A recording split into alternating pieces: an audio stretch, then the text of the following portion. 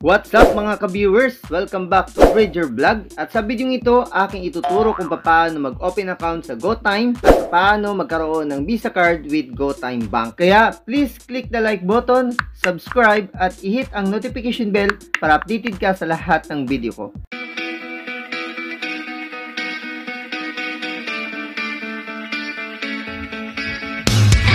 Simulan natin. I-type sa Play Store ang GoTyme Bank. Makikita nyo dito ang kulay blue na background na Go. It means GoTyme. Itap natin yan. At syempre, itap rin natin ang installment. What? Sorry, mali. Sanay lang po ako sa installment.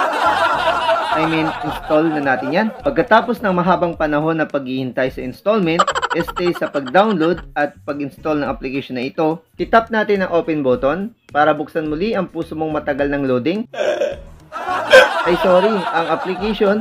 At pagkatapos ma-open, gagawa na nga tayo ng account dito sa GoTyme. DIY nga ito mga ka-viewers. Kaya sa bahay pa lang, pwede nyo na ma-set up ang inyong account. At syempre, advantage nga ito para pagpunta ninyo ng Robinson, ang GoTyme Visa card na lang inyong ipapa-assess sa mga GoTyme personnel na madalas makikita sa supermarket at department store ng Robinson. Okay, balik tayo. Itap lang ang open account at i-fill up ang online form ng application na ito. Katulad ng tanong na, are you a Filipino? Ang sagot dyan, I am half Spanish and half bred. In short, Spanish bred. You serious?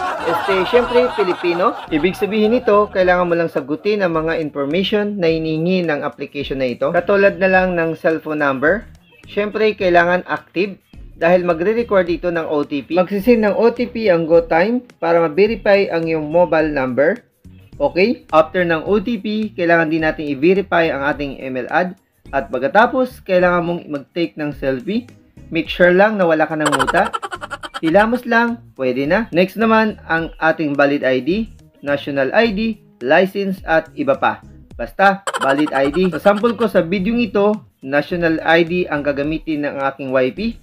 Okay? Mag-take ng picture sa front ng ating valid ID. At syempre, kailangan din natin mag-take ng picture sa likod ng ating valid ID. At kung okay na ang inyong mga valid ID, i-fill up na lang ang kulang ng mga information, address at iba pa. Ngayon naman, paano mag-deposit dito sa GoTyme application? Bago makapag-proceed, i-on lang ang location ng inyong cellphone at ilagay ang amount na gusto mong i-deposit.